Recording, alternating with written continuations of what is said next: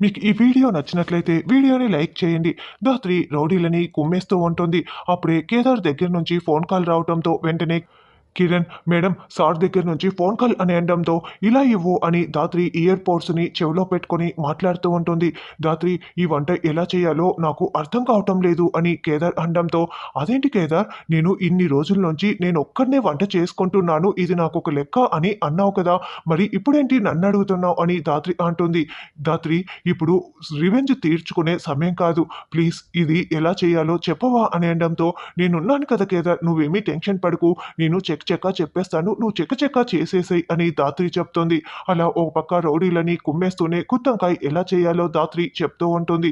ఏంటి కేదార్, గుత్తొంకాయ పూర్తయిపోయింది కదా అని అంటే పూర్తయిపోయింది ధాత్రి, స్టవ్ కూడా ఆపేశాను అని కేదార్ అంటాడు.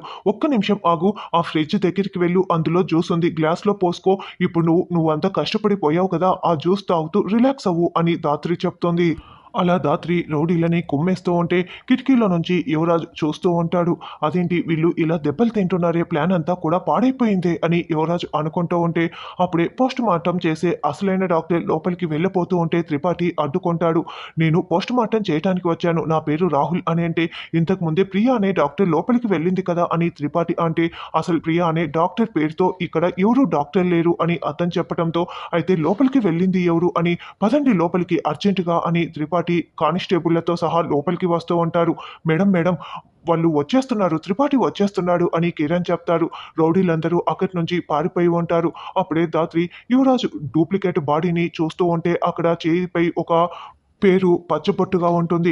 వెంటనే ధాత్రి ఆ పేరును చూసి యువరాజ్ బాడీపై అయితే ఇలాంటి పచ్చబొట్టు ఏది కూడా లేదు కదా అని అనుకుంటూ వెంటనే ఒక 4-5 ఫోటోలు తీసుకుంటుంది. మేడం త్రిపాఠి వస్తున్నారు పద మేడం అని కిరణ్ అనడంతో అప్పుడే ధాత్రి కిరణ్ ఇద్దరు బయటికి వచ్చేస్తారు. అప్పుడు వాళ్ళు వెళ్ళిపోగానే త్రిపాఠి లోపలికి వస్తారు. తప్పించుకున్నారు, అసలు ఏం చేయడానికి వాళ్ళు ఇక్కడికి వచ్చి ఉంటారు అని త్రిపాఠి ఆలోచిస్తూ ఉంటే ఇంకో పక్క యువరాజు దేవా చేయి పట్టుకొని లాక్కుని కారు దగ్గరికి తీసుకువస్తారు.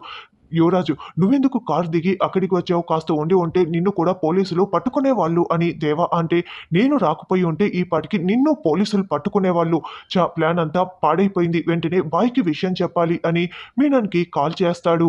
యువరాజ్ బాడీని కాల్ చేశారా అని అంటే ప్లాన్ అంతా కూడా పాడైపోయింది బాయ్, ఎక్కడి నుంచి వచ్చిందో తెలియదు కానీ ఒక లేడీ మన వాళ్ళని అందరినీ కూడా కుమ్మేసింది, తను కొడుతుంటే ఒక డాక్టర్ కొట్టినట్లు లేదు, ఒక పోలీస్ కొట్టినట్లే ఉంది అని అంటే అవును తను నిజంగా డాక్టర్ కాదు, తను ఎవరో కాదు, జేడీనే అలా మారువేషంలో అక్కడికి వచ్చింది, ఇంకా నీకు అర్థం కావటం లేదా, నువ్వు అక్కడే ఉంటే నువ్వు దొరికిపోతావు, కాబట్టి నువ్వు వెంటనే ఫామ్ హౌస్కి వెళ్ళిపో అని మీనన్ చెప్తాడు. అలాగే బాయ్ అని యువరాజు ఫోన్ పెట్టేసి దేవా నన్ను ఫామ్ హౌస్లో దింపేసి నువ్వు మీనన్ బాయ్ దగ్గరికి వెళ్ళిపో అని చెప్తాడు. తర్వాత ధాత్రి కిరణ్ బయటికి వచ్చేస్తారు. ఖచ్చితంగా ఆ బాడీ యువరాజ్ది కాదు, యువరాజ్కి అయితే అలాంటి పచ్చబొట్టు ఉండదు కదా, కాబట్టి యువరాజు హైటు వెయిట్తో ఉండే క్రిమినల్స్ పేర్లన్నింటినీ కూడా బయటికి తీయండి, ఎవరికైతే ఇలాంటి పచ్చబొట్టు ఉంటుందో ఒకసారి మొత్తం ఎంక్వైరీ చేయి కిరణ్ అని అనడంతో అలాగే మేడం అని కిరణ్ అంటాడు. తర్వాత కేదార్ వంటలన్నీ పూర్తి అవటంతో సర్దుతూ ఉంటే అప్పుడే వైజయంతి కాచి అక్కడికి వస్తారు. వంట చేయాల్సింది జగదాత్రి కదా, నువ్వు చేస్తున్నావు ఏంటి అని వైజయంతి అంటే వంటలన్నీ చేసింది ధాత్రియే, ఇప్పుడే చీర మార్చుకు వస్తానని లోపలికి వెళ్ళింది, నేను ఖాళీగా ఉండటం ఎందుకులే అని ఇదిగో ఇలా సర్దుతున్నాను, ఈ మాత్రం హెల్ప్ చేయకూడదా అని కేదార్ అంటుంటే నువ్వు హెల్ప్ చేసింది చాలే కేదార్, ఇక వెళ్ళు అని ధాత్రి ఒక గిన్నె పట్టుకొని అక్కడికి వస్తుంది. వంటంతా నువ్వే చేసావని నాకు అర్థమైందిలే కానీ ఇందాకటి నుంచి నువ్వు కిచెన్లో కనిపించట్లేదు కదమ్మీ అని వైజయంతి అంటే నేను మీకు కనిపించట్లేదా, నేను ఇందాకటి నుంచి ఇక్కడే ఉన్నాను కదా, బహుశా మీరు బాధలో ఉండి సరిగ్గా గమనించినట్లు లేదు అని ధాత్రి అనడంతో అవును నేను చాలా బాధలో ఉన్నాను, యువరాజ్ చనిపోయాడన్న బాధలో ఉన్నాను, నువ్వు చెప్పింది నిజమే, సరే ఇంకా ఏదైనా పని మిగిలి ఉంటే అది పూర్తి చేయండి అని వైజయంతి కాచి అక్కడి నుంచి వెళ్ళిపోతారు. వెంటనే ధాత్రి అక్కడ ఉన్న బాడీ యువరాజ్ది కాదు కేదార్, ఖచ్చితంగా కాదని నేను చెప్పగలను, అక్కడే ఉంటే ఆ బాడీ యువరాజ్ది కాదని అందరికీ తెలిసిపోతుంది, కాబట్టి ఆ బాడీని కాల్చివేయాలని మీనన్ ప్లాన్ చేశారు, ఇలా బాడీని తప్పుగా పెట్టేసి మన ఇద్దరిని లాక్ చేశాడు ఆ మీనన్ అని ధాత్రి జరిగిన విషయం మొత్తం చెప్తుంది. యువరాజు బ్రతికే ఉన్నాడని వాళ్లకు తెలిసిపోయింది, అందుకే నిన్నటి నుంచి రిలాక్స్డ్గా ఉన్నారు నిషిక వైజయంతి అత్తయ్య అని ధాత్రి అంటే అందుకే సాంగ్యం పనులు కూడా మొదలు పెట్టమని చెప్పింది నిష్క అని కేదార్ అంటాడు. అసలు ఇంత జరుగుతుంటే సాంగ్యం గురించి మనం బిజీగా ఉండాలని నిష్క ఎందుకు ఆలోచిస్తోంది అని ధాత్రి అంటే, మనం బిజీగా ఉన్నప్పుడు సాంగ్యం తర్వాత వీళ్ళు ఏదో ప్లాన్ చేయబోతున్నారు ధాత్రి అని కేదార్ అనడంతో, ఏం ప్లాన్ చేయబోతున్నారు అని ధాత్రి ఆలోచిస్తూ ఉంటుంది. మేడం కొరియర్ అంటూ కొరియర్ బాయ్ రావటంతో కౌష్కి సైన్ చేసి ఆ కొరియర్ని తీసుకుంటుంది. నిష్క నీకు కొరియర్ వచ్చింది అని డైనింగ్ టేబుల్ దగ్గర పెట్టేసి కౌశికి వెళ్ళిపోతుంది. అప్పుడే కీర్తి పాప అక్కడికి వచ్చి ఆ కొరియర్ని ఓపెన్ చేసి చూస్తూ ఉంటుంది. అప్పుడే ధాత్రి కేదార్ ఆ కొరియర్ని చూస్తూ ఉంటారు. అందులో ఒక బుర్కా ఉంటుంది.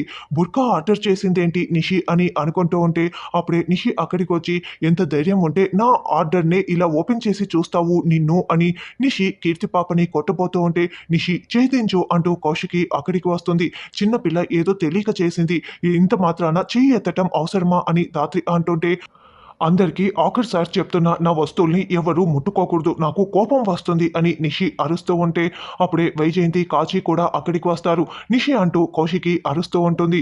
అదేంటి బుర్కా ఎందుకు ఆర్డర్ చేశావు, నీకు దాంతో ఏం పని అని కౌశికి ప్రశ్నిస్తూ ఉంటే, మా ఫ్రెండ్ దుబాయ్ వెళ్తోంది, తనకి గిఫ్ట్గా ఇవ్వడానికి నేను ఆర్డర్ పెట్టాను, ఇప్పుడు వెళ్ళి నేను ఇచ్చేసి వస్తాను అని నిషి అంటే, వీళ్ళ సాంగ్యం ఫంక్షన్ నువ్వే చేయమని చెప్పి ఇప్పుడు ఇంట్లో లేకుండా వెళ్ళిపోతున్నావా అని కౌశిక్ అంటుంది. క్లోజ్ ఫ్రెండ్ అని చెప్తోంది కదమ్మీ, ఇలా వెళ్ళి అలా వచ్చేస్తుంది, అంతే కదమ్మీ నిషి, నువ్వు వెళ్ళు వెళ్ళు అని వైజయంతి అంటుంది. అందరూ అక్కడి నుంచి వెళ్ళిపోగానే మనకు ఎక్కడ అనుమానం వస్తుందేమోనని ఇలా మనకి సాంగ్యం ఫంక్షన్ పెట్టి నిషి ఎక్కడికో వెళ్తోందని కేదార్ అనడంతో, అవును మన వాళ్ళని వెంటనే నిషిని ఫాలో అవ్వమని చెప్తానని ధాత్రి పక్కకు వచ్చి ఫోన్ కాల్ చేస్తుంది. అప్పుడు కిరణ్ మేడం చెప్పండి అని మాట్లాడుతూ ఉంటే సరిగ్గా అప్పుడే వైజయంతి అక్కడికి వస్తుంది. ఏందమ్మీ ఇంకా ఇక్కడే ఉన్నావు, రారా అని వైజయంతి పిలుస్తూ ఉంటుంది. నేను వచ్చేస్తాను మీరు వెళ్ళండి అని ధాత్రి అంటుంది. అమ్మో ఈ అమ్మిని ఖాళీగా వదిలేస్తే నిష్క గురించి ఆలోచించటం మొదలు పెడుతుంది, ఈ అమ్మిని ఖాళీగా ఉంచకూడదు అని వైజయంతి మనసులో అనుకుంటూ, రా అమ్మీ రా, అక్కడ అందరూ నీకోసమే ఎదురు చూస్తున్నారు అని ధాత్రి చేయి పట్టుకొని లాక్కొని సాంగ్యంలో కూర్చున్న కేదార్ పక్కనే వచ్చి కూర్చోపెడుతుంది. ఇక ఫోన్ కాల్ మాట్లాడడం ఎలా అని ధాత్రి ఆలోచిస్తూ ఉంటుంది. వెంటనే ధాత్రి మెల్లగా కేదార్ చెవి దగ్గరికి వచ్చి, ఇయర్ బడ్ ఇవ్వు అని ఇయర్ పోడ్స్ని చెవిలో పెట్టుకుంటుంది. కిరణ్ నువ్వు మాత్రం కాల్ కట్ చేయకు అని చెప్తుంది. అలాగేనని కిరణ్ అంటాడు. అలా ఎవరూ చూడకుండా ఇయర్ పాడ్స్ని జుట్టుతో కవర్ చేసుకొని ఉంటుంది. అప్పుడే కౌశికి జగదాత్రి సాంగ్యం అప్పుడు ఫోన్ చేతిలో ఎందుకు అని అంటే, పర్వాలేదు వదిన అని ధాత్రి అంటుంది. ఏం పర్వాలేదు అక్కడ పెడతాని ఇవ్వు అని ధాత్రి ఫోన్ని తీసుకొని అక్కడ దూరంగా ఉన్న కాఫీ టేబుల్ పై కౌశికి పెట్టేస్తుంది. ఇక కాచిబూచి ఇద్దరు కూడా, నిషి అత్తయ్య మామయ్య ఏదో చేస్తున్నారు అర్థం కావటం లేదు కాచి అని అంటే, వాళ్ళు ఏం చేస్తున్నారో నేను కనిపెడతాను, నాకు కూడా డౌట్గా ఉంది అని కాచి అంటుంది. అప్పుడే ధాత్రి చాలా మెల్లగా ఇయర్ పాడ్స్తోనే మాట్లాడుతూ ఉంటుంది. కిరణ్ నిషి ఫోన్ని ట్రాప్ చేయండి, తను ఎక్కడికో వెళ్తోంది అని చెప్పడంతో, అలాగే మామ్ గాట్ ద లొకేషన్, మేము ఫాలో అప్ చేస్తున్నాము అని కిరణ్ చెప్తాడు. అప్పుడే నిషి బుర్కా వేసుకొని ఆటోలో పాస్పోర్ట్ ఆఫీస్కి బయలుదేరి వెళ్తూ ఉంటుంది. ఆటో ఎక్కిన నిషి వెంటనే యువరాజ్కి కాల్ చేస్తుంది. నిషి బయలుదేరిపోయావా అని అంటే, నేను ఆటోలో ఉన్నాను, కాసేపట్లో పాస్పోర్ట్ ఆఫీస్లో ఉంటాను అని అంటే, అక్కడ నాకు తెలిసిన ఒక వ్యక్తి ఉన్నాడు, మొత్తం అతను చూసుకుంటాడు, నువ్వు వెళ్ళి అతన్ని కలువు అని యువరాజ్ చెప్పి, అన్నట్లు పోలీసులు నిన్ను ఫాలో అవటం లేదు కదా, ఆ ధాత్రి కేదార్ కూడా ఇంట్లోనే ఉన్నారు కదా అని అంటే, వాళ్ళని నేను ఇంట్లోనే లాక్ చేశాను, నన్ను ఎవరూ ఫాలో అవటం లేదు అని నిషి ఫోన్ పెట్టేస్తుంది. తర్వాత కేదార్ ధాత్రికి బొట్టు పెట్టి హారతి ఇస్తాడు. ఆ తర్వాత వైజయంతి, ఇంతకుముందు 3 ముళ్ళు వేయకుండానే సాంగ్యం జరిపించుకున్నారు, కనీసం ఇప్పుడైనా 3 ముళ్ళు వేశారా అని వెటకారంగా మాట్లాడుతూ ఉంటుంది. వీళ్ళు ఎప్పుడూ అబద్ధాలు మోసాలు చేస్తూ ఉంటారు కదా, ఈసారి కూడా వేయలేదేమో అని కమలాకర్ కూడా అనడంతో, ఈసారి నేను వేశానని కేదార్ అంటాడు. సరే ఈసారి వేశానని చెప్తున్నావు కదా అని వైజయంతి హారతి ఇస్తుంది. సరే కానీ నీకు అమ్మేమో చనిపోయింది, ఉన్న పిన్నేమో రానని తెగేసి చెప్పింది, మరి ఇప్పుడు నీ తరపున ఎవరు హారతి ఇస్తారు అని వైజయంతి అడుగుతూ ఉంటే ధాత్రి బాధపడుతూ ఉంటుంది.